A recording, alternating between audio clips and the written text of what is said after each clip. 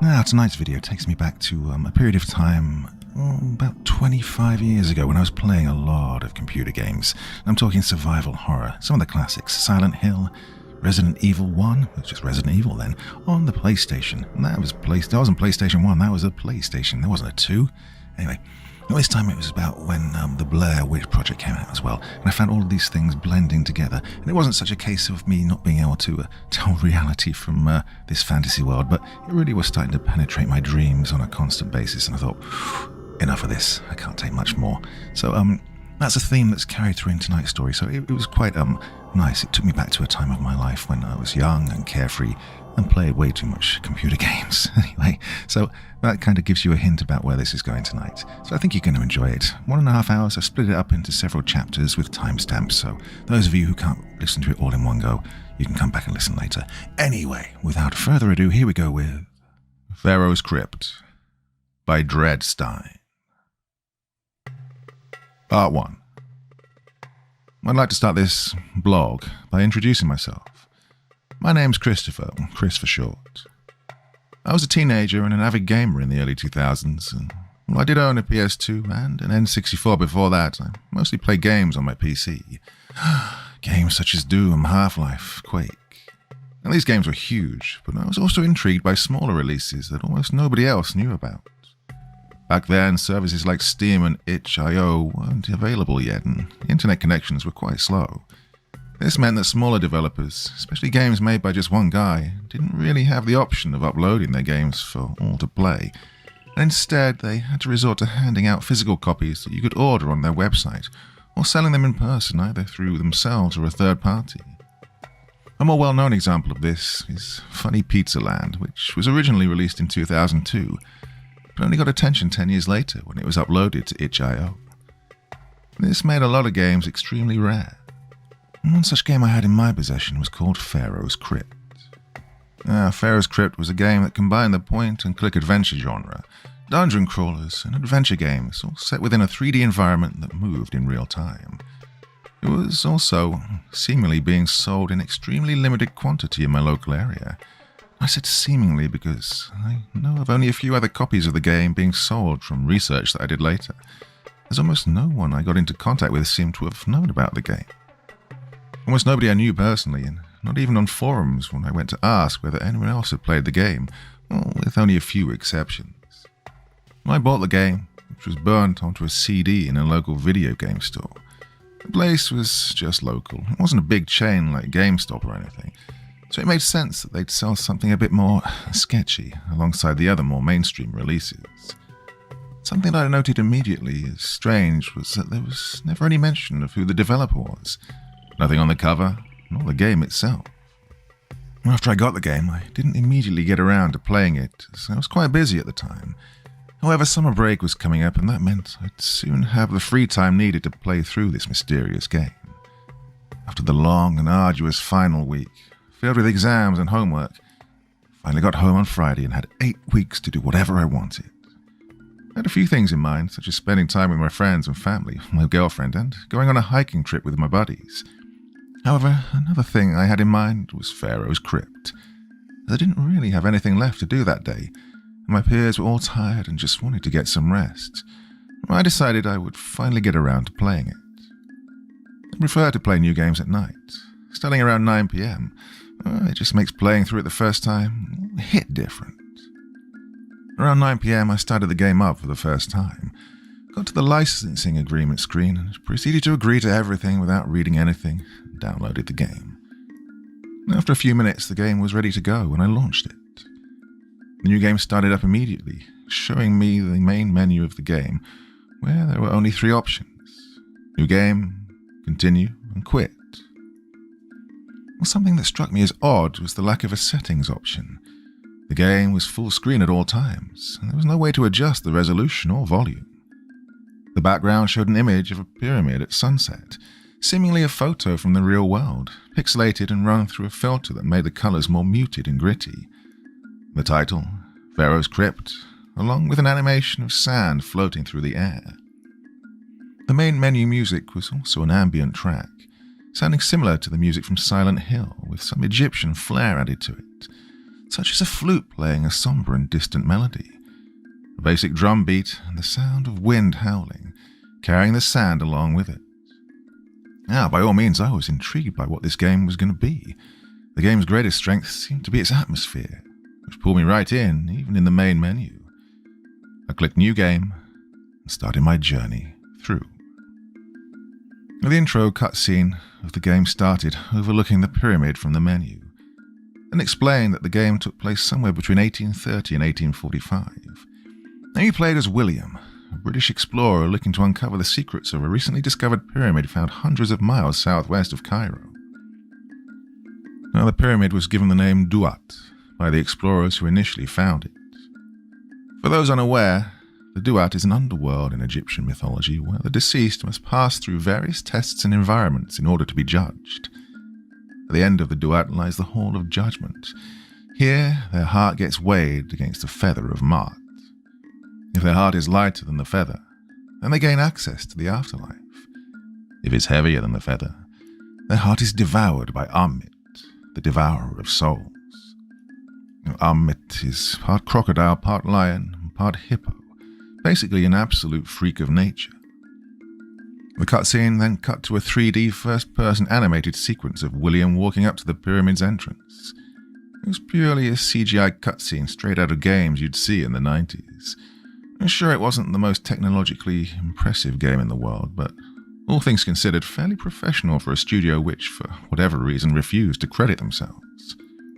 They did a really good job of showcasing just how massive this pyramid was, a towering structure reflecting the sunset.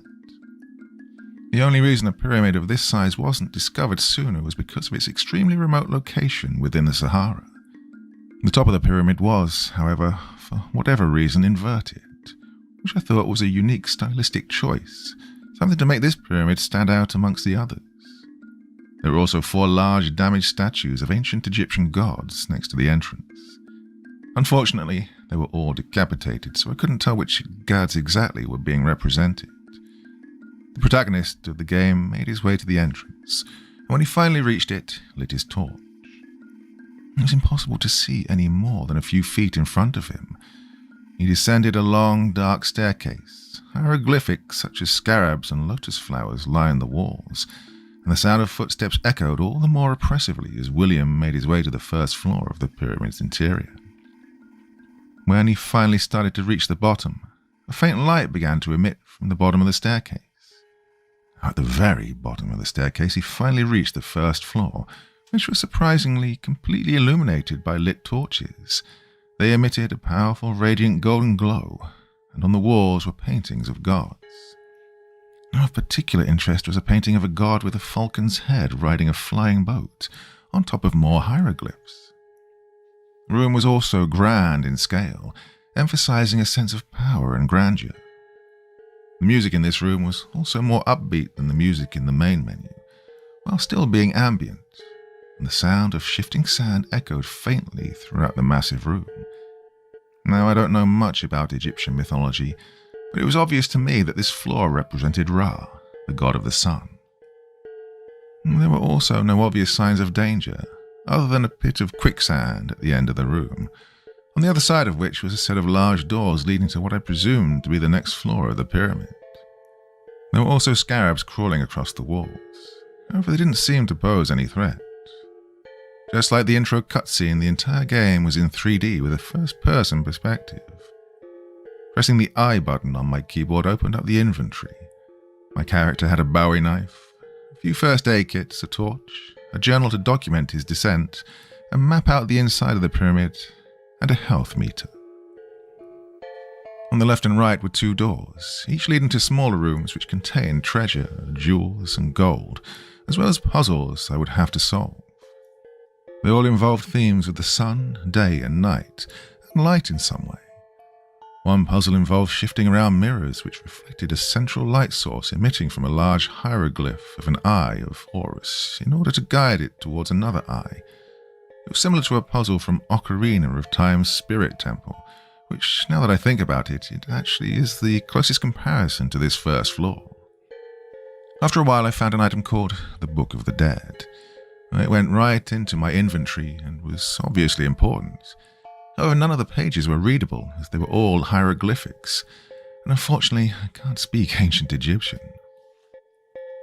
As I made my way through the many rooms and halls of the first floor, I began to occasionally see things that looked somewhat out of place. Just a few unlit torches here and there, a scratch on a mural, rusted pieces of jewelry, and occasional subtle whispering. I presumed that these were all glimpses of darkness foreshadowing what was to come. Eventually I reached a room containing a statue of Ra. Interacting with it deciphered a part of the book of the dead I was carrying, giving me a spell that made a powerful golden glow emit from the book. Well, after a series of puzzles that made use of my newfound ability, I finally made it back to the main hall. And I had noticed something I hadn't before. It was an eye of Horus on the ceiling, similar to those in the puzzle I described earlier. Using my new light spell on it, it activated a bridge that let me cross the pit of quicksand and through the doors that led to the floor's final room. Now it was yet again another grand, circular chamber, with a sphere symbolizing the sun in the middle of it. Suddenly a vision of Ra appeared above the sphere. He began to speak, and the dialogue box said, "Brave soul whom ventured here, wilt thou wield the sword of light with honor, or allow the darkness to consume thee?" Suddenly, a burning lion creature burst out of nowhere, snapped my torch in half, and revealed itself as the game's first boss fight, and first real threat. I wasn't prepared for this confrontation, but eventually figured out how the game's limited combat system worked. That wasn't before the lion got me the first time, which played a pretty gruesome cutscene of my character being burned alive while being eaten at the same time by the lion. This also revealed my character had 9 lives initially, now down to 8. I thought that this was a nice nod, since cats were considered sacred in ancient Egypt.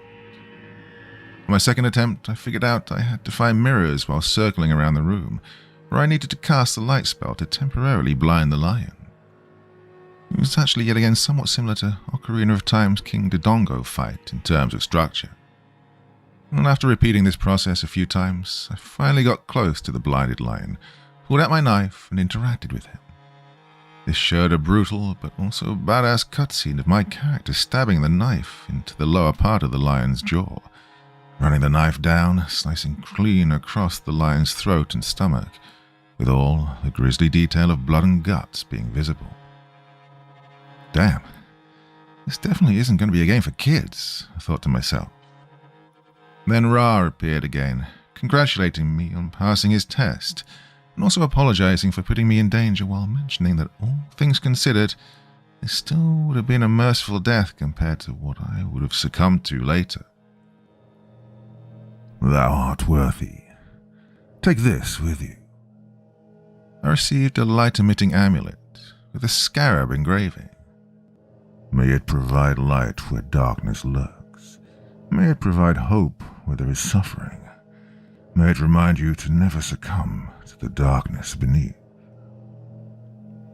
This item replaced the torch in my inventory, and the door next to the next floor opened. William descended another long staircase, amulet in hand. This time round, however, the descent seemed to be more sinister. Cracks lined the walls in increasing frequency the further he travelled down the staircase, and the occasional faint whispering now became almost constant. After yet another long descent down another staircase, William finally reached the second floor of the pyramid. The light from the torches was now a lot dimmer in comparison to the first floor.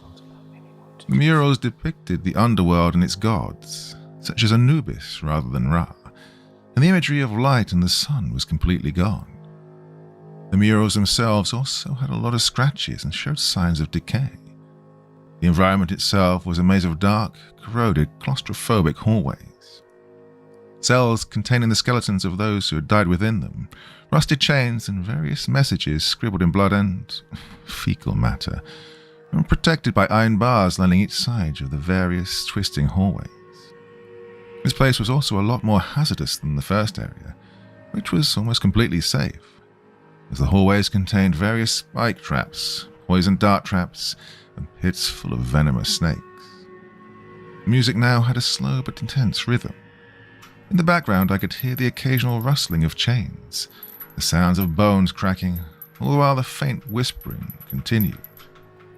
And it became apparent rather quickly that this place was a prison. The environment required me to use the new amulet as a light source, as natural light sources were quite scarce. A lot of the traps could be disarmed with the knife in some way, if I managed to notice them before accidentally triggering them.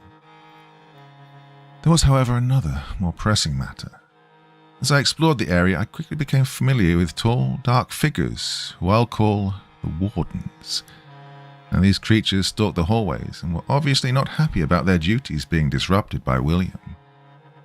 You couldn't defeat them, however you could either hide from them or use the light spell to blind them in order to give yourself an opening if they started pursuing you. The Wardens would also emit a heartbeat sound that helped you identify their current position, as well as being unnerving. Some cells contain the spirits of those who died within their confinement. Some of them would simply complain about their situation and not help out at all, while others were kind enough to help William by giving him tips on how to get past the area. Some spirits would even just scream and alert the Wardens. One of the doomed spirits suggested that William should figure out where the easternmost part of the prison was and look for a place where he could insert the scarab amulet that Ra had given him. After dodging Wardens, spike traps, jumping over snake pits, and avoiding poison dart traps, I finally found a cell with a loose lock, which I entered. Inside the cell, there was a circular hole in the wall, seemingly matching the exact shape of the amulet I had, which I inserted. Well, nothing happened. So I waited, but still nothing happened. Eventually, I decided to take the amulet out, which caused the wall to crumble, revealing a hallway filled with strangely fresh bodies. Some of them even appeared to be burned. At the end of the hallway was a tome. Approaching it and interacting with it, I deciphered another part of the Book of the Dead, this time granting me the ability to curse. William left the hallway and got out of the cell, and a light now appeared to illuminate his path forward, which I thought was strange. The Wardens also appeared to be gone now. This, however, made me even more uncomfortable, almost like the sudden calm was quickly going to spiral into a moment of panic. Then all the cages in the prison behind me suddenly opened. Oh, shit, I gasped out. The souls of the dead started to scream inhumanly and began chasing William. I quickly started moving William forward along the path of light, careful not to make a wrong turn, as that would mean the end of me. All the while, the music was now completely overshadowed by the sounds of screaming, rattling, and the cells opening. At the end of the path was a locked door. This game was really getting to me now. With no other option, the first thing that came to mind, I cast Curse. The souls suddenly all stopped in unison, and then screamed incredibly loud. I actually had to turn down the volume on my speakers manually. It makes sense, however. I guess getting cursed for all eternity does suck.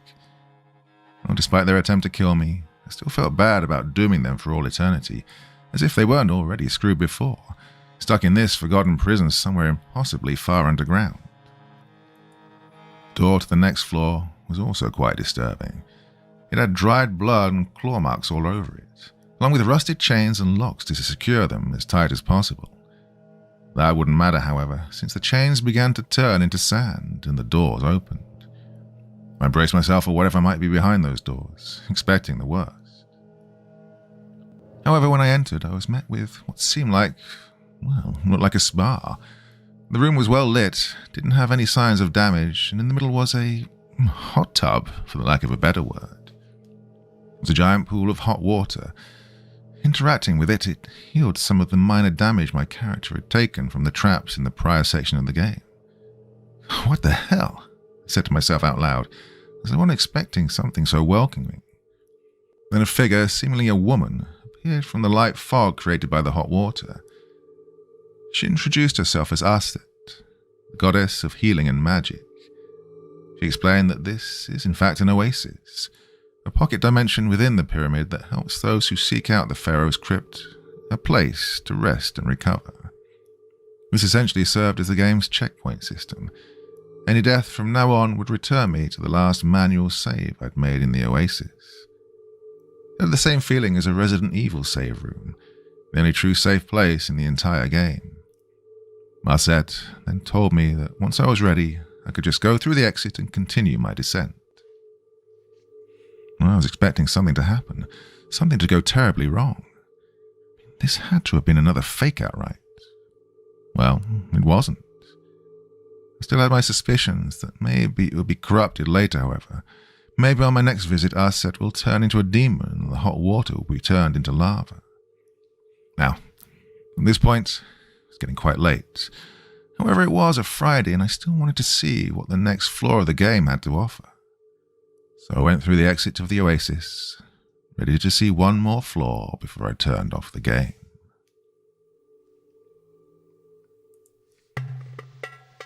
Part 2. William descended the next staircase. What greeted him below was a lake within a large open cave. The music here was also fittingly more aquatic, but also a lot more ambient, with heavy reverb being utilized to convey the lake's size and depth. I needed to pull out my amulet just to get a light source here. It was obvious I needed to follow a set of wooden platforms floating on the lake in order to get to the other side. Below me in the water, I could faintly see bodies of hundreds of dead people being held down by chains that they were attached to. They looked like naval mines, but instead of the bombs, it was corpses. I swear there was a faint, muffled whispering coming from the lake. Something large also appeared to be swimming in the lake, but I could never get a good look at it. More so, I just felt its presence throughout. I didn't want to stick around too much longer since I didn't want to get eaten by it and lose another life. The platforms would sway from side to side and occasionally the creature would briefly surface. However, all I could ever see was a row of gigantic teeth. I eventually came across a wrecked ship stranded on a large rock, with massive scratch marks all over it, and a significant level of decay. In order to enter it, I needed to solve a puzzle. Once I got in, I was quite relieved that nothing horrible awaited me in the ship's main hall. Surprisingly, it didn't seem like any water had got into the ship itself, meaning that I was free to explore the entire ship. Some rooms were darker than others, and I could barely see even with the use of the amulets. The music here was quite quiet, and the only sound I heard, from the most part, were my footsteps and the creaking of the ship's floorboards, as well as what sounded like running, but it was always distant and always brief. As I made my way through the ship's many rooms, I discovered journal entries left by the sailors who had met their end there. They started out hopeful enough, talking about how good the crew's morale seems to be, and how they're excited to discover new territory. As the journal entries went on, they got more and more depressing. One sailor talked about how not everything is going to plan, how he misses his family. Another one talked about how they haven't seen land in too many days, that they would have to find some soon, as supplies were going to not last much longer. The quality of the handwriting also started off good, but got progressively more shaky as the entries progressed. I eventually found a bedroom where I found the final journal entry. I'll let the final entry I found speak for itself. We don't know what to do anymore. We don't even know where exactly we are anymore. We don't know which way we're going. We've completely run out of supplies. There are no fish in the area, but there is this thing. No, I haven't seen it, but I swear I can hear it. I can feel it. I know it's watching. It's been watching for days now. It'll follow us everywhere. We can't go anywhere without being followed by it anymore. That thing must have eaten all the fish. Doesn't seem to mind the thunderstorm that has been raging for several days now either. We sure as hell do. Oh, I don't know. I don't even know if it matters anymore. We nearly got capsized multiple times now. Sooner or later we will get capsized by a wave or crash into something. We don't know where we are. We have a hard time controlling the ship through the storm. Most people don't even seem to care anymore. Oh, we're starving. We're going to die here and get eaten by whatever that thing is. I feel so sorry for my family. They will never get closure. And I feel so bad for the captain's son, that poor boy. After I got done reading the final journal entry, I put it away and was immediately jump-scared by a skeletal, thin young boy with black eyes who just stood in the doorway leading out of the room I was currently in. He didn't make a noise or anything. Well, the music actually stopped the moment he appeared on screen. Well, God, I guess I'll have a hard time sleeping tonight, I told myself in my head. And for a few seconds, he just disappeared. This made me extremely uneasy. I needed to find a way out of the ship. I didn't know which was worse, being trapped with the ghost boy on the ship or jumping across wooden platforms outside the ship, essentially walking on eggshells in an attempt to avoid that monster. Well, I wasn't done with the ship segment of the game yet, however. It was similar to a survival horror level, where I needed to find keys and collect different items to progress. The presence of the ghost boy never left me either. However, I would only faintly glimpse his shadow from time to time. And one puzzle involved him putting a sequence into a compass that corresponded with the path a ship on a map had to take, that I had to figure out using said map. The ship also had a nice level of detail with pieces of broken furniture and plants alongside other signs that nature was slowly taking over, alongside imagery depicting crocodiles and the figure of a man with a crocodile head. I eventually unlocked the top part of the ship, where I came across another tome, which explained a bit about the monster's origin. It was related to the crocodile god Sobek, a fierce and aggressive deity within Egyptian mythology, with the body of a man and the head of a crocodile.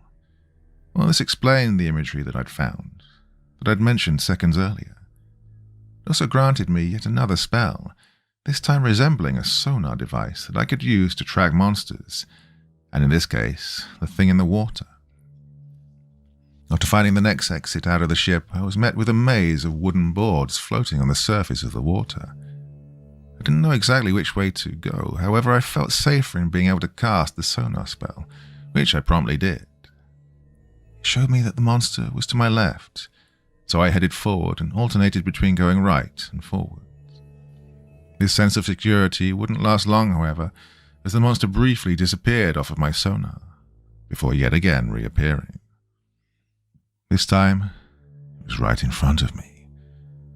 The beast flew out of the water, launching the wooden board several feet up into the air as it revealed its horrifying form. A zombified crocodile, with rotten human limbs and skinned human faces grafted all over its head.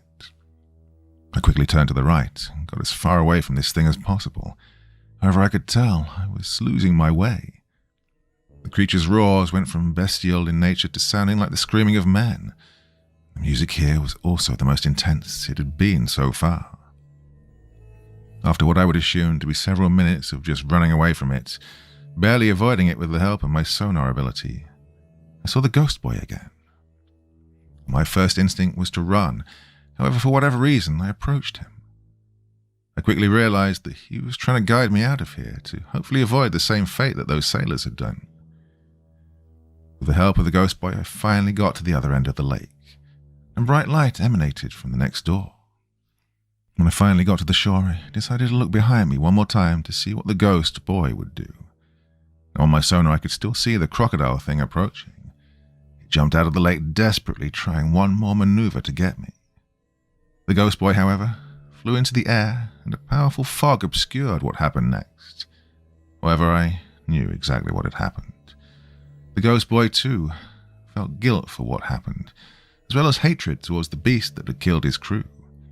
With my help, he was finally able to get rid of his guilt, as well as take his well-deserved vengeance on the beast. The most horrifying flaw so far also had the most bittersweet ending thus far. I entered through the door, saved my game in the oasis, and finally turned it off for the day. I shut off my PC, messaged my girlfriend goodnight, exchanged a few more texts with her, and finally went to bed around midnight. That night I had a nightmare about the game. I can't recall the exact details, but the environment was disgusting. Rotten meat, rusted industrial mechanisms, and black distorted symbols that just barely resembled hieroglyphs at this point, that were lining the walls, the floors, the ceiling. They were all pulsating. They were all alive. By itself, it made me feel sick. It looked similar to something you'd see in Silent Hill, but the problem was I felt like I was really there. Disturbing and distorted moaning and shuffling sounds overwhelmed my sense of hearing. I was seeing eyes that, for whatever reason I knew, weren't actually there. For some reason, I just knew where I was. Yes, I was in the lowest floor of the pyramid. This nightmare was about the game. I traversed the claustrophobic hallways of this nightmare realm until I reached a crypt. This was it, the Pharaoh's crypt, a tomb closely resembling that of Tutankhamun. Suddenly I couldn't move, and I felt a presence. This presence manifested into a tall, shadowy being who towered over me. I couldn't remember a single defining feature about it. However, I remembered what it said. "You are making great progress, Chris. I have to say, I'm impressed. But remember, you can't turn back now. Just keep up the pace. Something great awaits you." Well, after the mysterious figure said that, the grave began to open slowly. A feeling of unimaginable fear got more and more intense, as incoherent sounds got louder and louder. I felt a pressure in my head going from subtle to unbearable. The more the grave opened slowly, revealing its contents. But before I was able to see what was inside it, I woke up screaming at 4 a.m. My bed was completely drenched in sweat, and my heart was pounding. Well, needless to say, I didn't really want to go back to sleep anymore. I decided to listen to some music and watch YouTube for a few hours until I could begin my morning routine at a more reasonable time. I finally decided to get out of bed just before 7 a.m. I felt quite groggy, as I really only slept for about 4 hours. I was also happy my sudden yelling hadn't woken up my parents. I saw no point in texting my girlfriend just yet, as she probably wouldn't be awake yet to see it, and I wanted to wait at least another hour before I did. In the meantime, I decided to take a shower, do some basic hygiene, and make myself breakfast. A pretty normal morning considering the rough nightmare I'd had, but I generally don't let those things get to me, even if this one felt quite intense. It's not the imagery that bothered me per se, literally just the feeling that felt so intense. It's that kind of extreme fear that only a nightmare can induce. No horror game or piece of media could ever even come close to it. I thought about what I would do today, since I still had a lot of time on my hands. I decided to go for a morning jog. Nothing too intense, just something to wake me up properly, also to help keep me fit. I eventually got around to arranging plans with my girlfriend, as well as with my buddies. My girlfriend was already busy today. She had some homework that she had to yet turn in, and wanted to do it all today rather than later, so she apologized and told me we could meet tomorrow on Sunday, which was great timing as we decided to go on a hiking trip with my friends on Monday. We'd spend 2 nights out in the wilderness, and this meant that I needed to pack a lot of things, which I decided to do in the afternoon, as I'd probably not want to bother with it when my girlfriend was around. Well, I hadn't forgotten about the game, of course. It really just wasn't my priority. After a long day of just generally wasting time, finally enjoying my freedom, the evening rolled around yet again, and I was deciding what I should play. Well, Pharaoh's Crypt was always an option. I'd almost completely brushed off the nightmare by this point, though when I initially started the game up again, I was reminded of it, which soured me slightly on the game at that moment.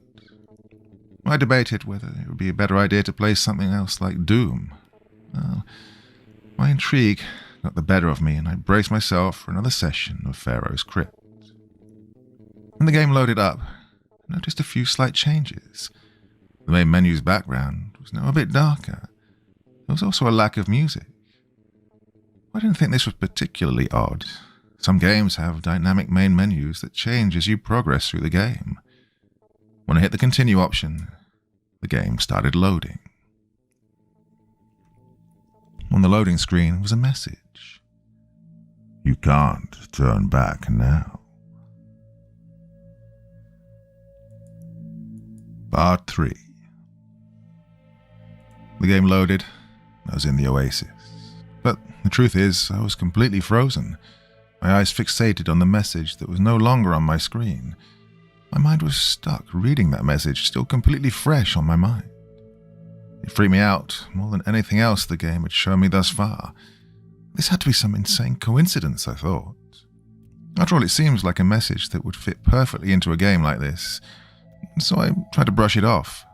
But to be honest, I could never get rid of this sharp, paranoid feeling in the back of my mind for the rest of the session. After all, these were the exact words spoken to me in my nightmare. What are the odds of that? But other than the cosmically insane coincidence, I just had no other explanation. Brushing off my discomfort, I exited the oasis to see the game had, what it had in store for me next. The next floor initially appeared more comforting than the previous two. It was something that actually resembled the inside of a pyramid, and while the amulet definitely helped, it wasn't a complete necessity, as the floor was actually quite well lit. The area had a distinctly red-orange tint, conveying the dryness and heat of the place. The music also sounded like the first thing you'd think of when you thought of Egypt pyramid music. The sounds of quicksand permeated the rooms and hallways, accompanied by the sound of pennies falling from holes in the ceilings and walls. The Egyptian symbolism was also back in full swing in this area, hieroglyphs and all. And it was a non-threatening place, until I encountered the floor's main enemy. The main threat of the fourth floor were golden mummies, thin humanoid creatures seemingly being made out of gold, or rather, what was previously people, now completely encased and trapped inside gold. They had no discernible facial features, just a flat, round surface of gold where their faces would be. And they also moved in an extremely unnatural and uncanny way. The sounds they made were extremely eerie moans and groans that sent a quick shiver down my spine whenever I heard them. They were also quite quiet, not making any obvious sounds, which made me lose a life to them. The death animation wasn't anything complex. One of the figures simply grabbed me by the head and stared at me while it made a hushing sound before it came to a game over screen, making my number of lives jump down to 7. In combination with their high polygon count within a low poly game, it was really an off-putting and eerie death screen. I figured out quite fast that the best way to deal with this new enemy was to use the sonar spell I got on the previous level. It wasn't unbalanced, however, as the range at which it could detect the golden mummies was quite short.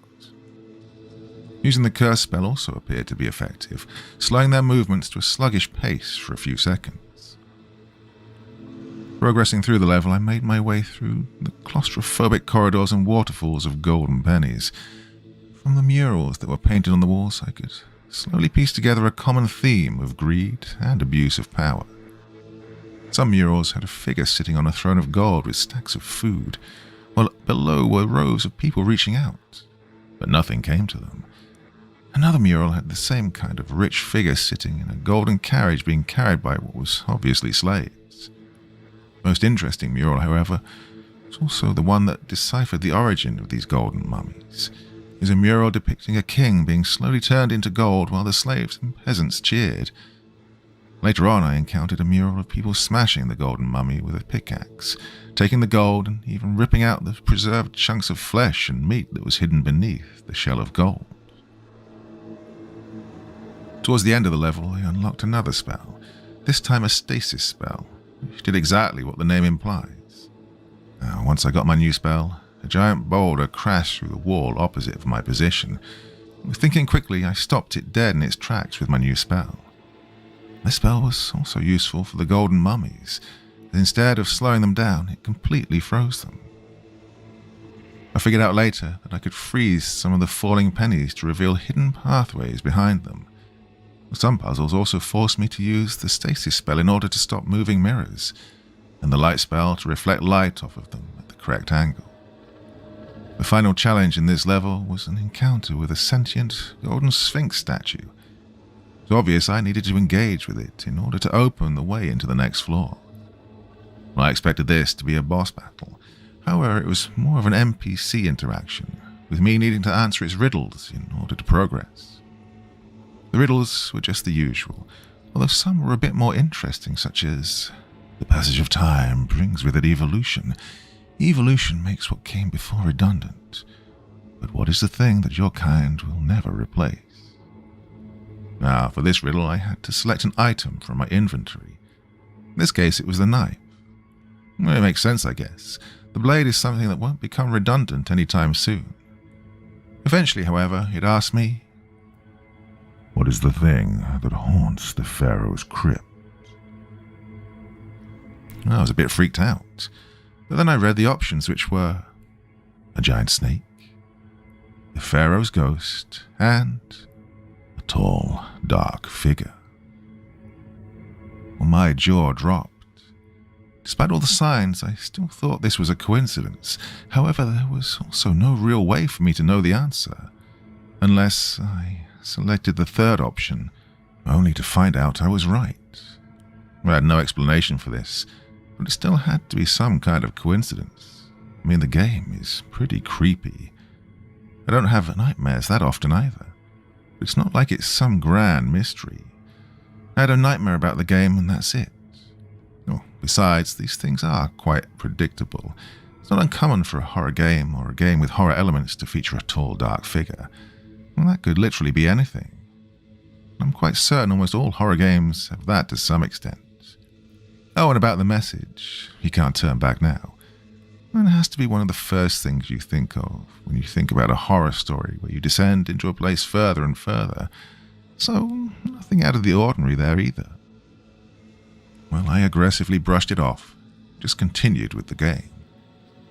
This time, however, when I got out at the next Oasis checkpoint, I opened the door to what I assumed to be another staircase. It wasn't. Instead, it led me to a room that looked like a rusted jail cell. Not like the ones on the second floor, but something that felt more modern. This didn't mean it was well kept in any way. It was disgusting, with rust covering the walls. The floor tiles were rotting. What was obviously a light bulb had a horde of insects flying around it. It flickered on and off, and as it did so, I could hear it flickering. The music in this area was also quite disturbing.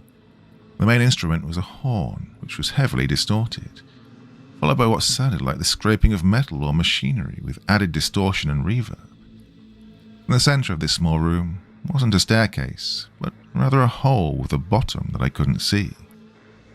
And this was an uncomfortable thematic shift. Up until now, William has had the luxury of going down staircases he couldn't see the bottom of. But at least it wasn't a hole he couldn't see the bottom of. And God knows how deep it would take him, if he even survived the impact. Well, having no other option, I jumped down. The next floor had an industrial aesthetic. Everything had a dark red, almost brown tint. You could practically feel the decay just from looking at it. Stained light bulbs were the only source of light, and they were all locked behind cages or bars. The floor was also made of the same rotten tiles, and there were rusted pieces of industrial equipment and machines everywhere. Some of them even functioned, and the ones that did made extremely uncomfortable screeching sounds. They were all practically on their last legs, and had thick layers of rust and decay.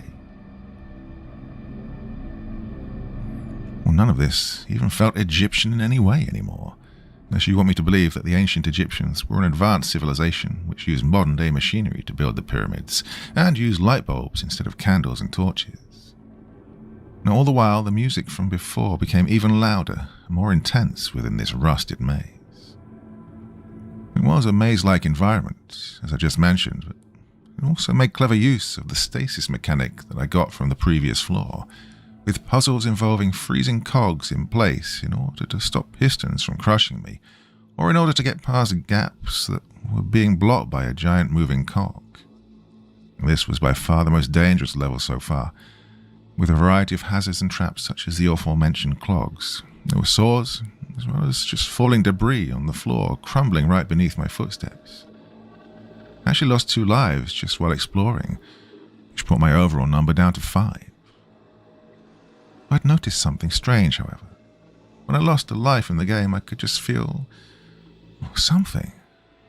When I lost my 7th life, I felt a tickling sensation around my ribs. But when I lost my 6th life, I also felt something, and this time it was a small amount of pressure. But whatever, maybe I just forgot to breathe properly during my workout earlier, and this was the minor consequence of my actions. This new disgusting environment also called for a new disturbing enemy type. The main enemy type for this level was a biomechanical abomination, a person stitched together from multiple different corpses, held together by rusted machinery, and quite literally stitched together body parts which were all infected, with the individual stitches penetrated, and the stitches themselves were also rusted and decayed. Now, this enemy had a bloody, rusted circular saw in place of where its right arm should have been, and it let out a distorted scream when starting off just as the voice of a plain man in pain, but by the end, it began to sound like the same screeching of machinery. There wasn't really any way to counter this enemy. No spells seemed to work. Sonar did detect them, but it felt quite unnecessary as they were quite loud, which gave off their position. And the more I progressed through the level, the more death I saw. First, it was just the enemies. Then the rooms began to contain decapitated limbs and other body parts. I'd noticed eyes painted with blood on the rotten walls. They were similar to the eyes of the Horus, just a bit more distorted. Every once in a while, I could also see a tall shadow creeping just around the corners, but whatever it was always gone before I managed to take a look at it. Eventually, there was even a puzzle I found of an engine room where I had to unclog a pipe. When I did so, a mass of crushed flesh and bone spewed out of the now unclogged pipe. Well, solving this puzzle activated a drawbridge elsewhere in the level, which I could now cross to get to the final part of this floor. The final room had a boss fight against a large, incomprehensible entity made out of several corpses. The closest thing I could compare it to would be a frog or some kind of insect. It moved rather slowly, but had a few abilities it could use, such as lunging at me or spewing acidic vomit. There was also no unique music. It was still the same horn and screeching that played through the entire rest of the level. In order to defeat it, I had to lure it into jumping into a meat grinder in the center of the room. As the meat grinder shred its bones and flesh, it didn't let out any scream, just soft howls of pain, while the sounds of rusted machinery breaking bones apart were far more apparent. The lack of desperation it had when it got shredded made me think it was almost glad to finally die, glad that it was getting put out of its misery. I was also glad not to lose a life to this boss, as it was one of the harder ones so far. I saved my game at the next oasis and decided to turn the game off for tonight. I was feeling quite tired for whatever reason, so I did my usual routine before bed before heading off to sleep once again. I felt quite happy that my girlfriend would be coming over to my place tomorrow, and that I'd go hiking with my friends the day after that. As for my thoughts on the game, it was spooky, yeah, definitely more so than I expected at first, but I was still intrigued as to what the ending might be, and just how the next floors would look like. Now, needless to say, yesternight's nightmare wasn't bothering me at all anymore. Playing the game seems to have been a way for me to face my fears head-on and come out on the other side stronger. With that satisfaction, I turned off the lamp on my bedside table, tasted my girlfriend goodnight, that I couldn't wait to see her, and went off to bed. Part 4. Well, that night, I had another nightmare. This time I woke up in a void, just pure darkness. The only sound I could hear was an ominous hum all around me. I'd been stuck in space. It remained like this for a long while, however, I was beginning to feel increasingly uneasy. White paintings of eyes began floating in the void. They weren't painted on anything, they just floated, and looked exactly like the ones I'd seen on the 5th level of the game. Then they all suddenly stopped.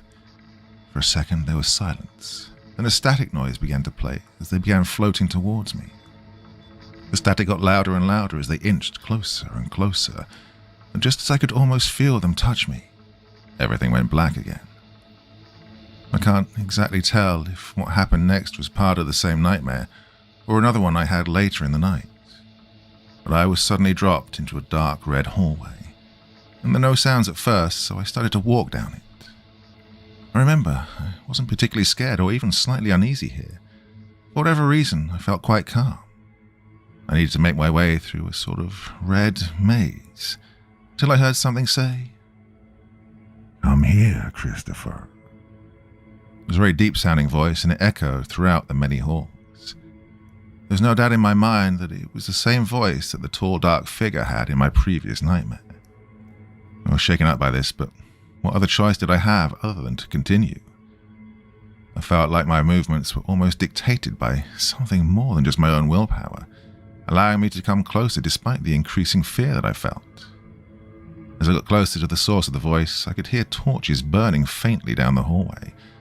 Once I got there, I was greeted by the same room from my previous nightmare. The golden tomb lay before me in the center of the room, closed shut. The unease in the air became more apparent, until the dark figure showed itself once more. "Oh, I'm so glad you are back," it said in such a friendly manner, although that didn't really do anything to stop the feelings of panic that I'd felt seeing it again. "You're so close now. Just 2 more floors left until you're at the bottom."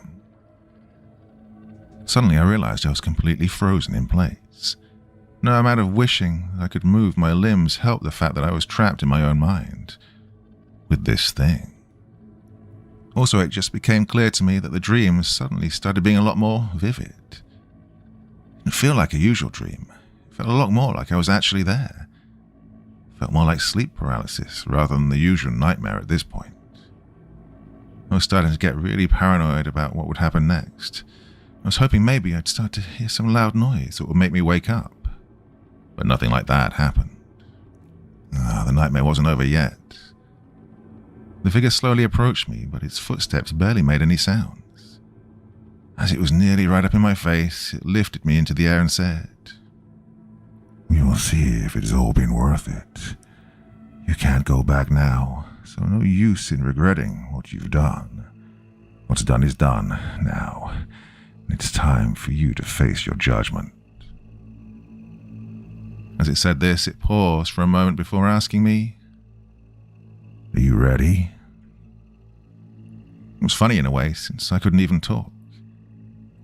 The nervous laughter in my head was suddenly replaced with a feeling of confusion that quickly turned into panic as the strange pressure in my chest grew into a strong force that tore my chest and abdomen open. God, I was in agony. There was a hole in my chest and my ribs also began to crack. I could see chunks of my ribs falling out before I could feel my heart tearing apart from my internal organs and arteries. The pain was excruciating. I could still see the figure take my heart into its hand and slowly back away. It then summoned a golden weighing scale and placed a feather on one end of it, before it put my heart on the other. My vision blacked out right as my disconnected heart nearly touched the scale. I couldn't see anything. I could faintly hear it say, though, "You are a good person, Chris. Take solace in that." I woke up in a sweat, breathing heavily, and at the same time as yesterday. I touched my chest and was glad that I still had all my body parts intact. I wasn't really thinking per se, also just examining my surroundings and making sure I wasn't under any sort of threat, like a caveman or animal would probably do. Once I did all that, I simply laid back down on my back and stared at the ceiling for a while. I mean, what else was I supposed to do? I guess the game was getting to me, but I wasn't really sure why it was getting to me that badly. Simply thinking about the game now made me feel scared. Well, you might say, duh, it's a horror game, but this wasn't that fun type of fear that you get from playing those. It wasn't the ominous feeling you get from reading a scary story or a movie of some kind either. It was a lot more instinctual, something more akin to a phobia. I was tired but also felt a lot more alert. The uncomfortable feeling just over my shoulder didn't leave me. Got out of bed and tried to do my usual morning routine of taking a shower, making myself breakfast, all of that. It was Sunday now, and I needed to make sure I got some proper rest, as well as spend quality time with my girlfriend once she came over. I couldn't, however, ignore the elephant in the room, which was Pharaoh's Crypt. This game was really getting to me, but it also intrigued me more than ever. So despite the obvious effect the game was having on my mental health, I thought that by playing it earlier in the day, I could face my fears, as well as hopefully avoid another nightmare. I kept in mind that for 2 nights in a row now, the last thing I did was play the game for an hour or two, so with it being so fresh on my mind, it's no wonder that it influenced my dreams so much. Despite that, the dreams felt a little too weird, just a bit too real. Well, my girlfriend would be coming over in the afternoon, stay for a few hours, and then leave in the evening. I decided that in the meantime, I could do a few more productive tasks before playing the game once again. I wanted to get at least one floor done. I wasn't entirely sure why I was so eager to get back into there after the nightmare I'd just had today. Suppose I just really needed to see what was next. After all, this seemed to be an extremely rare game, and searching for it online revealed no further details. I became a lot more like William, fighting through the fear and against demons in order to get to the bottom of that pyramid, or in my case, the game itself. Quitting now would also mean losing to my own paranoia, and I'm somebody who likes to finish what he starts. It was the only way to satiate my curiosity, and eventually I got round to it. Starting the game up, this time there was no background image on the title screen, nor was there any background music. Simply the title of the game and the options. I found this quite off-putting, even for a horror game, and even in spite of the fact I already knew that the title screen changed as you progress through the game. For whatever reason, a complete black background and no music made it really eerie. I clicked continue and there was still nothing wrong with the oasis when I loaded into it. It really was a safe zone from all the horror.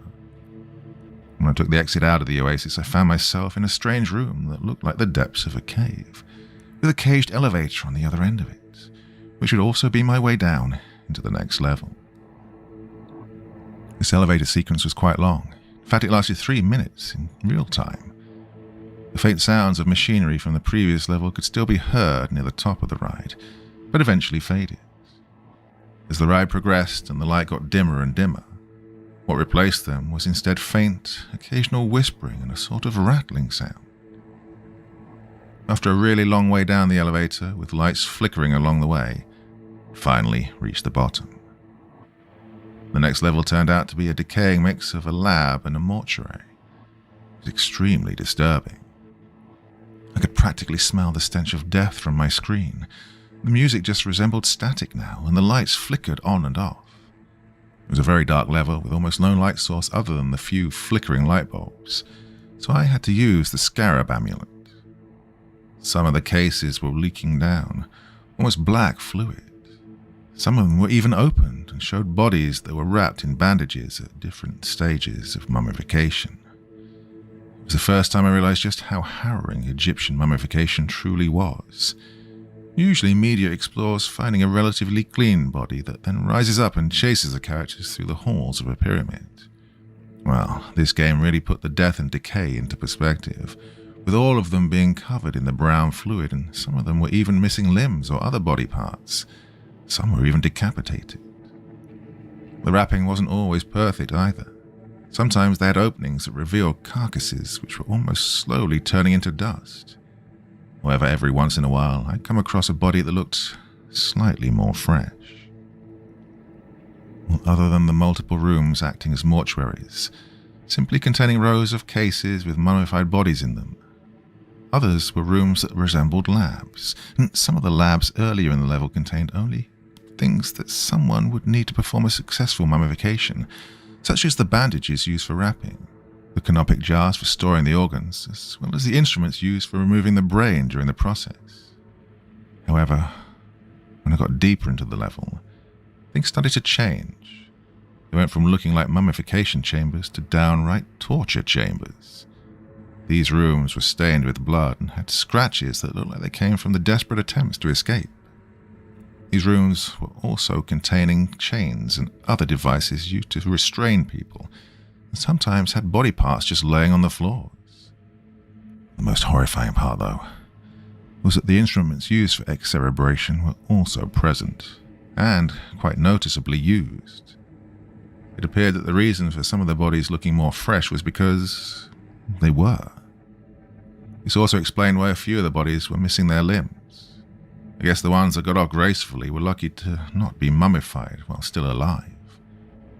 Things didn't stop there, however. Uncovering more of these morbid rooms, I eventually found ones with industrial and medical equipment, including sewing machines, drills, and circular saws. It appeared to be the origin of the enemies from the previous level. The faint whispering became nearly constant in these rooms. The floors were now drenched in that brown liquid, and I also noticed paintings depicting a shining eye of Horus within a triangle, surrounded by other occult symbols. They very clearly were being used in an attempt to perform some kind of ritual, or to receive some kind of occult blessing. It appeared as though whatever horrible things happened in these rooms were done so in an attempt to achieve some kind of enlightenment, maybe by torturing a person and turning them into a biomechanical monstrosity. And this was seen as merciful and a higher existence by whatever sick... Well, honestly, I wasn't even sure if who did this was a person in any way at this point, but I had a feeling I would get acquainted with them very soon. This level utilized all the spells and items that I'd had in some way. The knife, for example, was used in one puzzle to dig out a key from one of the corpse's eye sockets, while the sonar spell could now be used to detect important items such as keys lying around the several chambers of this level. The weirdest part was that this level didn't seem to have any specific enemies. It was eerily quiet, although that doesn't mean the level was without its own hazards. But other than a couple of traps, there wasn't really any danger. Usually I'd be relieved, however it was just making me feel all the more uneasy in this level. As I found the exit door, it became even more confusing that the game would simply just let me through. Right as I was about to open it, I heard a whisper behind me. I turned and saw a tall, shadowy figure that disappeared too quickly for me to be able to tell if it had any defining features. Just like the thing I'd seen in my nightmares. I just didn't get it. I turned around quickly and made it to the oasis, saved my game, and quit. Well, I was pretty much frozen in place, unable to stop thinking about what I'd just seen. This game was getting to me, more so than any other horror game. In fact, it had stopped being the fun kind of fear a long time ago. Everything about this game, sure the levels could get quite disturbing. The music was eerie, the idea of the descent through a long-lost pyramid is creepy. But what really got to me, what really made me want to put away the game for a long time, were the nightmares I was having. The 2 consecutive, terrifying nightmares. Well, in the game, I'm sure I suppose I can explain the message I got the day before as just a coincidence. In fact, I could explain all of this as just coincidental, but it no longer felt that way. There were too many things in common. It was freaking me out. It freaked me out more than anything else did in my entire life. Following this, I was planning on taking a long break from Pharaoh's Crypt. I'm sorry, but the figure from my nightmares somehow appearing in the game was the final straw. Pushed against my own psyche when I started up the game again today, when instead of finding answers, I just found more questions.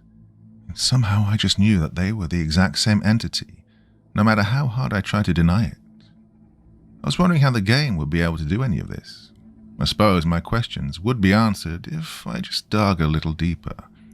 After all, I was surely getting to the end of the game now.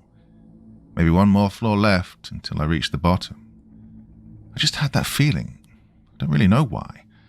But at the moment, my sheer paranoia and anxiety completely overshadowed any kind of intrigue I had about that. More than anything, I just wanted the uncomfortable experience to be over. It was around 3 in the afternoon that my girlfriend Jessica finally came over.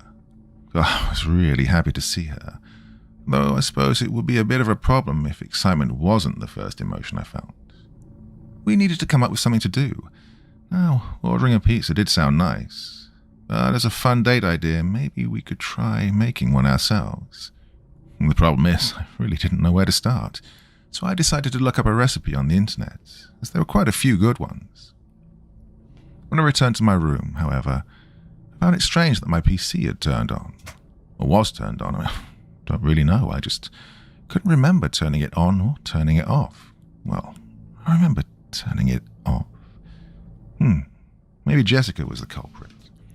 Either way, I just decided to brush it off. After a few hours of doing stuff together, watching movies and such, Jessica noticed that something was off with me. We were laying next to each other in bed when she inquired about my strange behavior. I didn't even notice it myself. She said I was more quiet than usual and looked like I had something on my mind that weighed me down a little. I was of course hesitant to tell her about the video game, so I just told her I was probably a bit tired.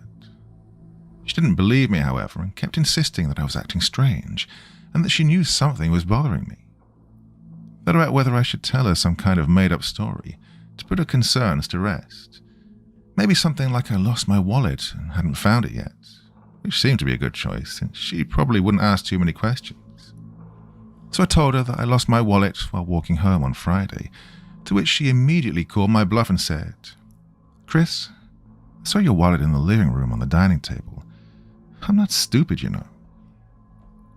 Now that the cat was out of the bag, I knew I had to come up with something else, or I could genuinely try to tell her the truth and hopefully not get sent to a psych ward. And so, I told her. "Jessica, look, please don't think of me as crazy. Just try to be open-minded."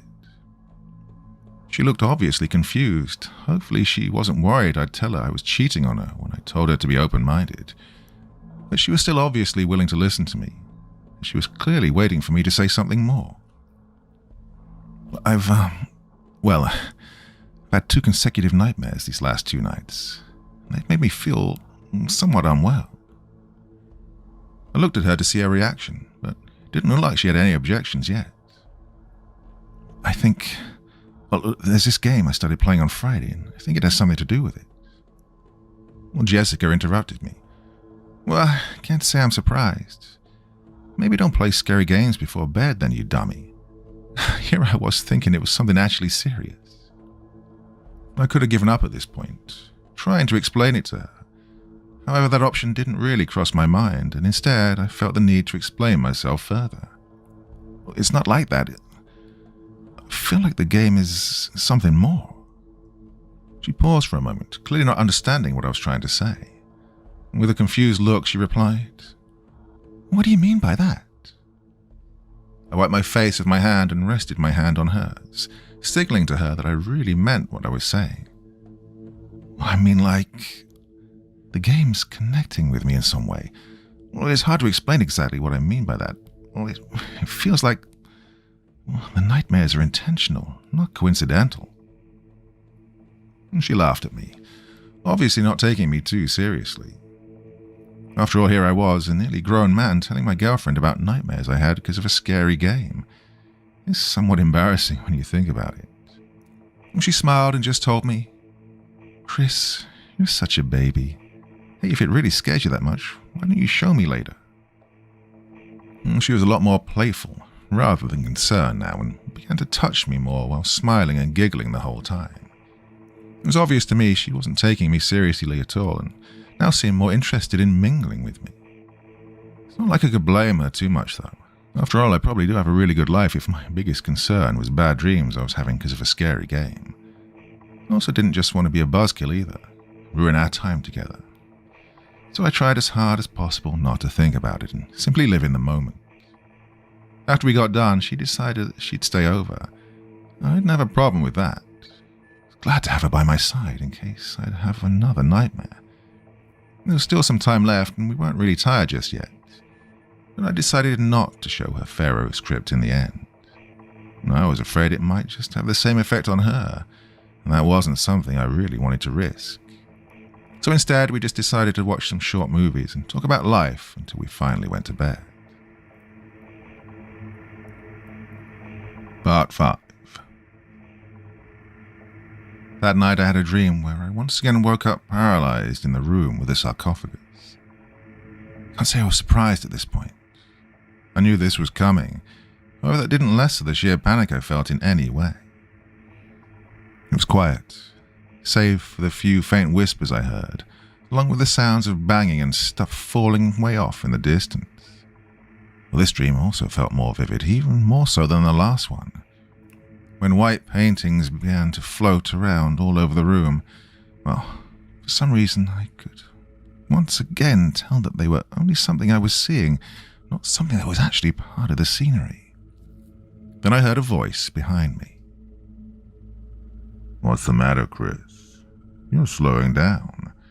Oh, that is quite unfortunate. I had such high hopes for you." It was a deep voice, and I could immediately tell who, or rather what, it was. I just wanted to tell it that I wanted it to stop, but I couldn't. Suddenly, however, it said, "Do you want this to stop?" I didn't tell it anything, so it was frightening to know that it could now seemingly read my thoughts. Can't say, however, that it was anything groundbreaking for me at this point. "If you want this to stop, Chris, then you would listen to me and face your judgment." I couldn't really tell what it meant by that. Either way, I was beginning to feel even more afraid and panicked now. "Didn't I already tell you? You cannot turn back now. So finish what you started, Chris.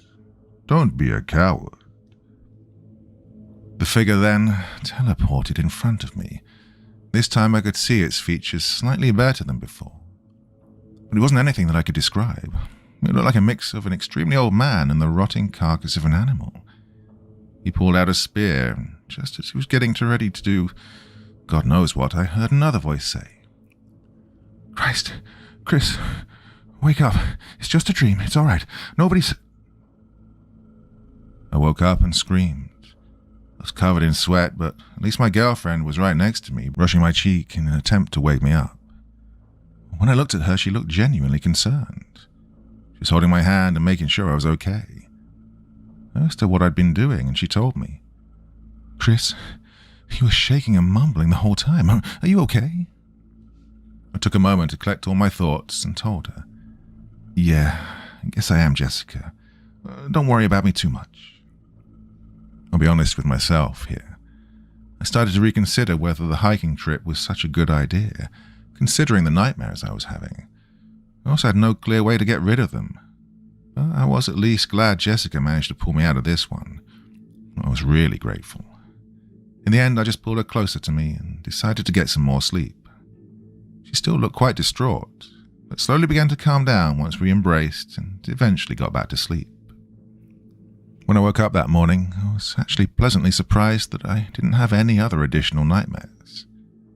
Maybe it was finally going away. Jessica woke up at pretty much the same time and asked, "Hey, you feeling better, sweetie?" I was still quite groggy, which made sense since I didn't get any true quality sleep for 3 days in a row now. But I still told her, "I feel just fine. I just need to make some coffee." Well, she gave me a kiss and got up from bed and headed to the living room while I just trashed around for a while in the bed, thinking about the night's events. Can't say I was surprised in any way at this point. More so just glad that she woke me up and the nightmare didn't come back at any point later in the night. When I finally decided to get up, I caught her making the coffee I'd indirectly requested, so I went up to her and hugged her. At this point I was also well aware that I was going to have to go on that hiking trip soon, even if I wasn't feeling like I was in the best shape due to lack of sleep in general. Before I did any of that, however, she decided to inquire further about what was going on. She confronted me while I still had my coffee in hand. "Chris, was that the third nightmare you had in a row? Do you have any idea why you could be having them?" I felt somewhat frustrated, as I'd already tried to explain it to her yesterday. "Jessica, please, I told you. I think it's the game. Somehow it's getting..." She interrupted me. "There's no way you'd be having these nightmares. Not these sort of nightmares from a video game." These sort of nightmares.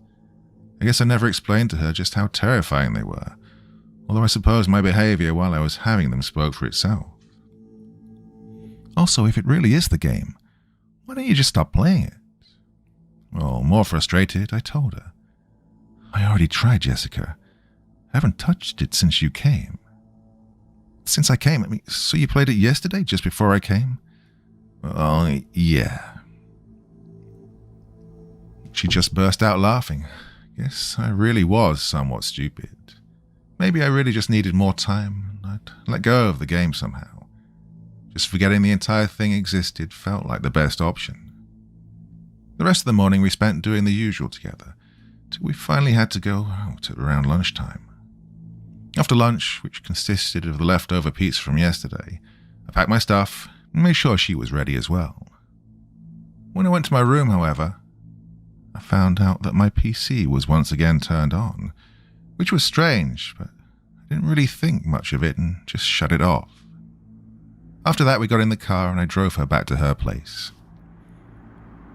After which, I was headed to our rendezvous point with my buddies. I arrived around 2 p.m. It wasn't very far from my place, but a mix of strangely bad traffic from what I assume was an accident somewhere down the road, and having to bring my girlfriend back to her place ate up quite a bit more time than I thought. At the very least, I wasn't super late, and I was still a few minutes after everyone else had arrived. "Well, look who it is," one of my friends shouted with a sarcastic undertone. "Hey, Chris, good to see you, man." Another one added, before following up with, "Hey, how you feeling, Chris?" "Oh, I'm feeling great," I replied back, lying through my teeth. However, I was still hoping the hike would give me a rush of energy and dopamine. One way or another, being outside and in nature was a welcome change for me. I took my stuff out of the car, put on my backpack, and we started climbing the first hill of many. It all went well for the first few hours. I was actually feeling great. The exercise I got along with being with my friends and the sunlight helped me get my mood up. Once the clock hit 6, the evening started to slowly roll around. We needed to find a place to set up camp for the night. Going off trail and deeper into the forest, we eventually found an abandoned shack.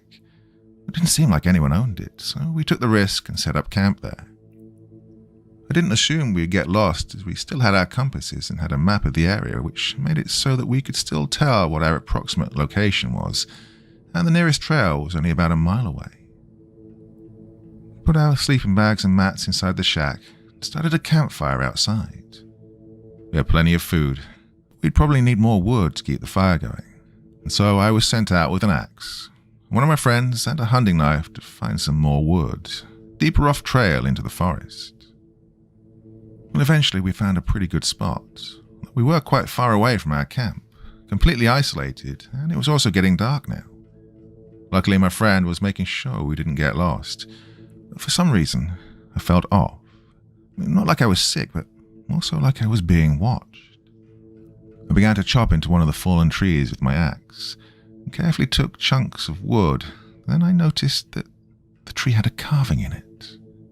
It was of an eye, quite similar to those in my nightmares. Oh, maybe my mind was just playing tricks on me, so I asked my friend if he saw it as well. "Yo man, take a look at this. Kind of weird someone would just carve this, an eye like this, right?" "An eye? I don't know, it seems more like just a circle to me." Circle? I guess some people just don't have as much imagination, or maybe I am just paranoid. As I gathered just about enough wood, I was ready to go back to camp. Put all of it in my backpack, and just as I got up, I saw a tall shadow briefly appear before disappearing right after amidst the trees. Well, quite freaked out, I told my friend in as calm of a voice as I could, "Hey, we should really get going." I tried to play it off cool, but really I was full on in flight or fight mode after I saw that shadow. Still, I told myself that it was probably just an animal or something. Surprisingly, nothing strange happened on our way back, and we got back to camp just fine. Put my backpack down, took out the wood, and we started making dinner while talking about the usual things. All of us were quite tired, but since we probably wouldn't be on a trip like this just by ourselves for quite a while, we wanted to make the most of it. The 2 packs of beers one of my friends brought helped quite as well. But I didn't want to drink too much, so I wouldn't get hungover on top of everything else. Now we talked about the usual guy stuff, such as our lives, work, women, how we were enjoying the trip so far and laughing at inside jokes from way back in the day. All the while drinking beer and cooking canned tuna and leaves soup above a campfire. The conversation eventually turned to video games. At first, we talked about some of the games which were relevant at the time, such as Half-Life, GTA 3, Diablo 2, before I eventually brought up Pharaoh's Crypt. I didn't really know why I brought up the game. Or perhaps I was hoping that someone else here had played the game, and I could compare our experiences. Nobody else seemed to have even heard about the game before. That was except for one friend who, while not having played the game itself, read about it on a forum dedicated to obscure and rare games. I explained to him the game's mechanics and the variety of strange levels the game had, as well as the fact that the developer wasn't listed. "Oh yeah, about that," he interrupted me in order to give me more insight about the game's origins. "I read on the forum that the game's developers were tied to some kind of cult. Didn't want to be tracked down for whatever reason." A cult? Well, that was quite strange and also creepy.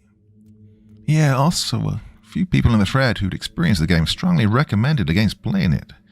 They urged those who were interested to not seek it out. Yeah, I wish I'd heard that before I got the game myself.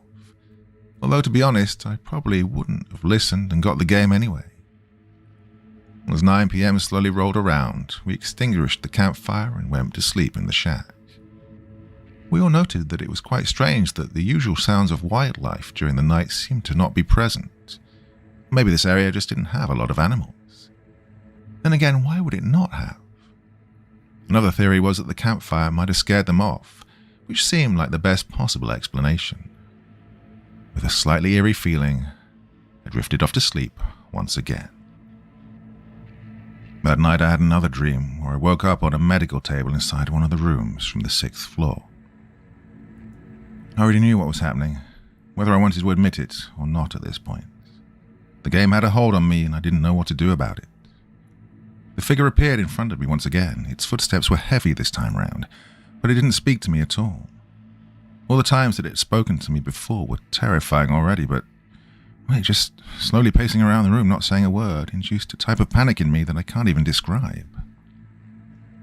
That's when I heard rusted metal scraping against the floor, and the next thing I know, it was towering over me with a rusted exacerbation instrument. I desperately wanted to move, to scream, to do anything at all, but I was completely paralyzed. I jabbed the instrument into my nose, and I could slowly feel and hear it growing right into my brain. Just as the pain was becoming too extreme, I woke up yet again and covered in sweat. I checked around for my things before I heard the sound of one of my friends outside screaming. This sent me into a panic frenzy, and I quickly gathered as many necessities as possible and got dressed in order to investigate the strange sound and check if my friend was okay. I got out of the cabin and a strong gust of wind immediately blew over me. It seemed like it was very windy outside.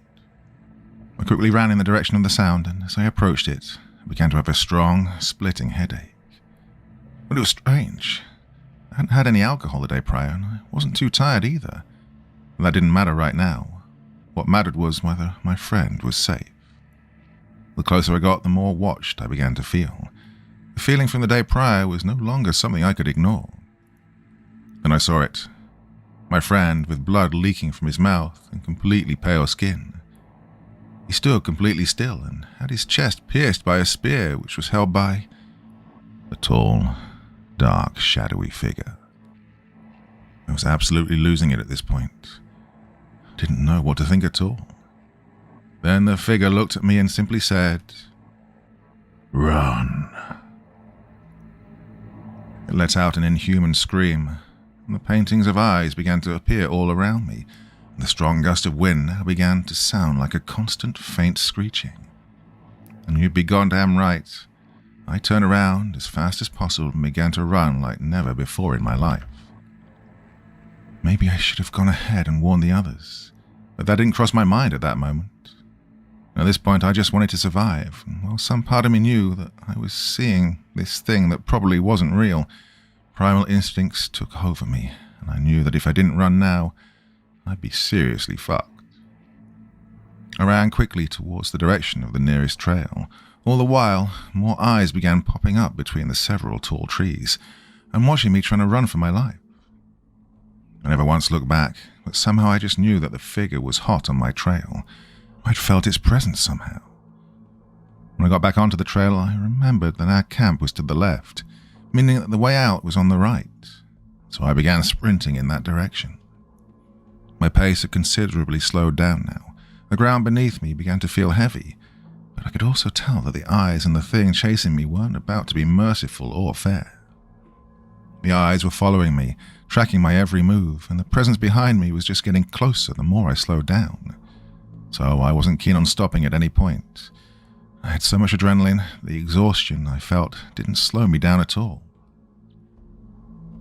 I was absolutely flabbergasted as to how any of this could be happening.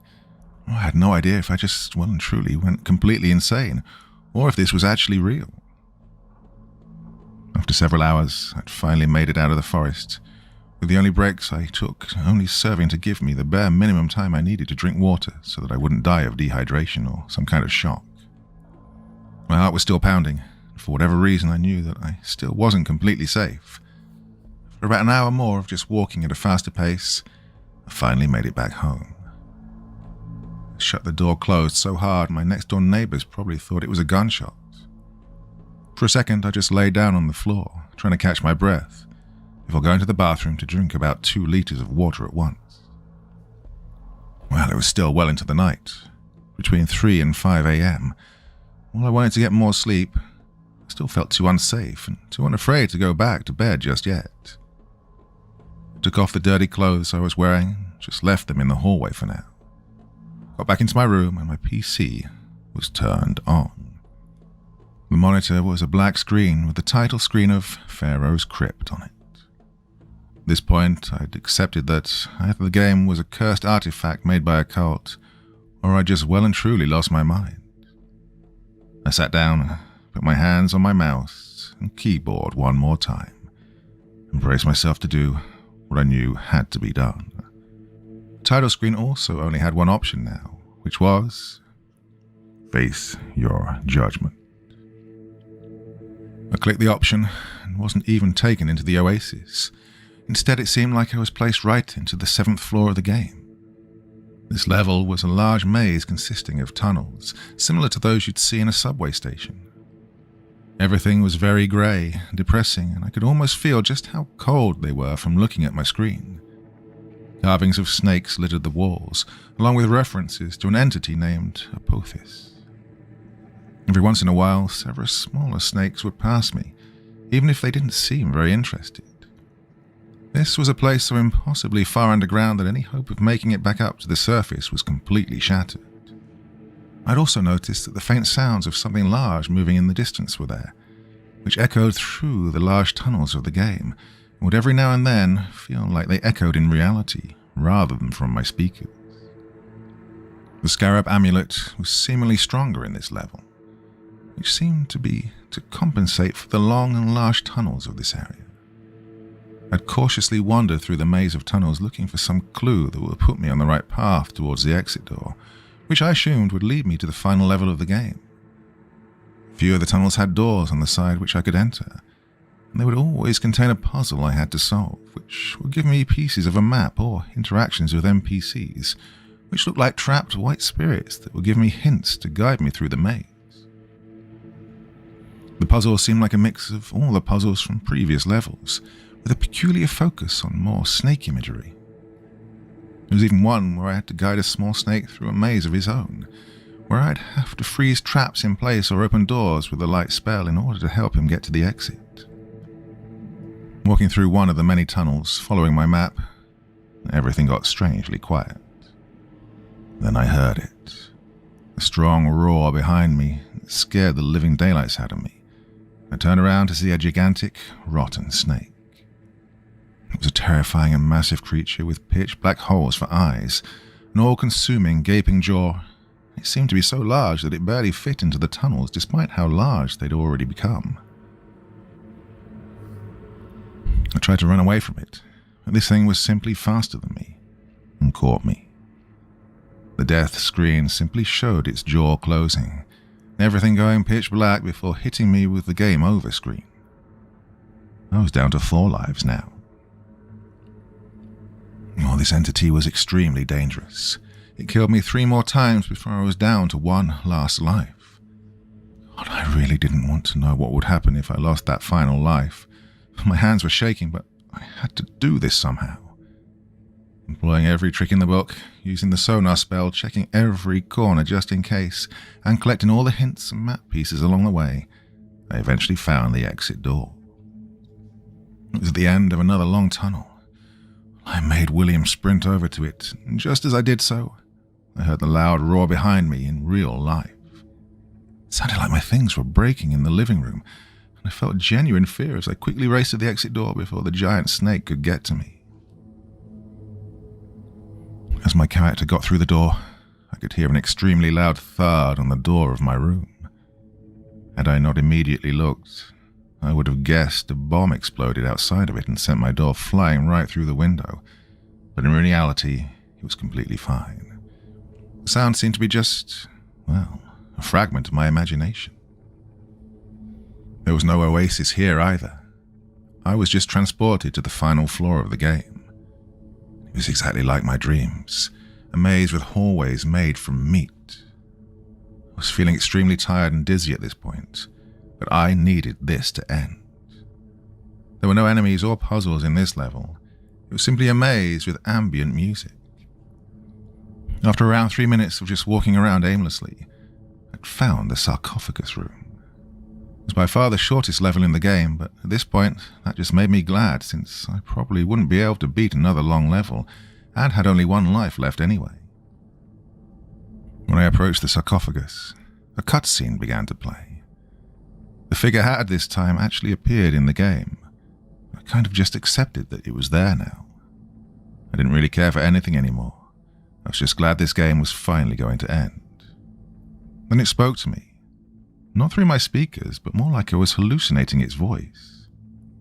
"Chris, I'm glad you are here, even if I needed to push you. Forgive me and don't worry. It'll all be over now." He paused for a while before resuming with, "Are you ready to face your judgment?" The screen cut to the sarcophagus, which slowly started to open. The same intense screeching noise that I'd heard in my dreams began to emit from my speakers now. And just as I almost saw what was inside, the game froze. I could hear and see something shooting out from my computer with sparks around it. But the next thing I know, I'm laying on the floor and it's 8 p.m. in the evening. Well, it seems like I'd blacked out. I checked my clock and I was in disbelief that I was seemingly unconscious for nearly the entire day. I'd missed several phone calls from my friends, Jessica, and pretty much everyone you'd expect to be worried about me. They were all worried about me, and I'd missed calls and several texts from pretty much each and every one of them. Before I got to explaining everything to them, which I didn't even know how I would do, I decided to check on what was going on. My computer wasn't turned on for one. When I turned it on, there was nothing weird about it, except for the fact that Pharaoh's Crypt seemingly completely disappeared, with no trace of it anywhere on my PC. Also, the disc that contained the game was now laying on the floor of my room, and seemingly burnt. Not burned as in something was copied onto it. I mean, it was like it was literally lit on fire and turned into ash. It was no longer hot to the touch, but it was obviously no longer functional. I decided I would send it to the scrapyard tomorrow and never touch it again. I decided to text Jessica first. "Hey Jess, I'm okay, don't worry about me too much. Probably just drank too much yesterday or something. I'm back home, completely safe. I'm fine, just a bit tired." I didn't feel like calling her just yet. It was also quite late after all. After that, I needed to repeat the process for pretty much everyone I know before deciding what I was going to do with the rest of my day and how I was going to fix my sleeping schedule. Also, it had just dawned on me that my car was still near the entrance to those woods, so I'd go back for it the next day. Also, my friend who died, well, he was seemingly completely fine since he texted me, asking if I was okay as well. I eventually decided to get some sleep in order to fix my sleeping schedule, and luckily I didn't have any nightmares. My life after this pretty much went back to normal after a few days. While I still had the occasional weird feeling every once in a while, after about 72 hours it was like nothing had ever happened. However, I still needed to know more about the game. So, for months on end, I would look, but all I'd find was some information that I already knew from threads I'd already read on forums that I'd already visited. Sometimes I'd find a new thread. One of them was even the thread my friend had mentioned back when we were out camping. That was until one day I decided to search for burnt disc with a weird video game on it.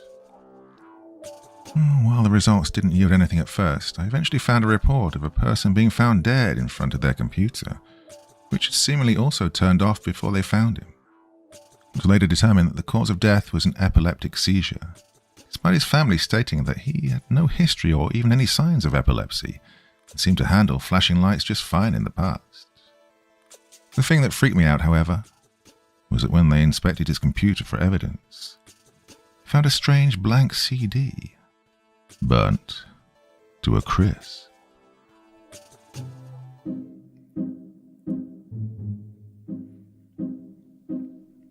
Okay, so I hope you enjoyed that one. Like you said, it was took me back to a period of my life when I was playing way too many computer games. A lot of fun back then, though. PlayStation 1 was like clunky, and looking back on it, it's just incredibly how bad some of the games were. But it was a good time. Oh, so many good games on that. Yeah. Anyway, hope you enjoyed that one. Thoughts, feelings, anything else you want to say in the comment section below the video. And while I'm here, I should mention that I am on Patreon. Now, this whole thing has never been primarily about the money for me, but if you want to support me a little bit more, it starts at $1. That's all I'm asking.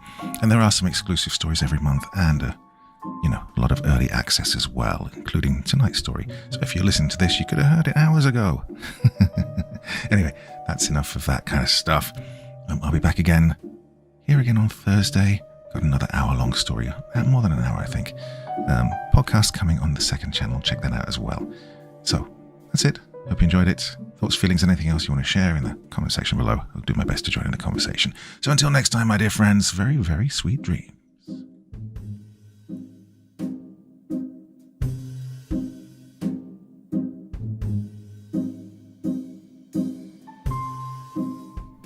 Thank you so much for taking the time to listen to this story today. It really means a lot to me and to the author of the story, of course. Well, if you want to know more about me, I'm pretty much everywhere on social media. You can find me on Facebook, Twitter, Instagram. You can download my music on SoundCloud. I've got a Patreon if you feel like. Throw me $1 or $2. Very much appreciated. And of course, on Reddit, I have a place where you can leave stories if you want me to read one that you've written. Well, hoping to see you all again very soon. Till then, sweet dreams. Bye-bye.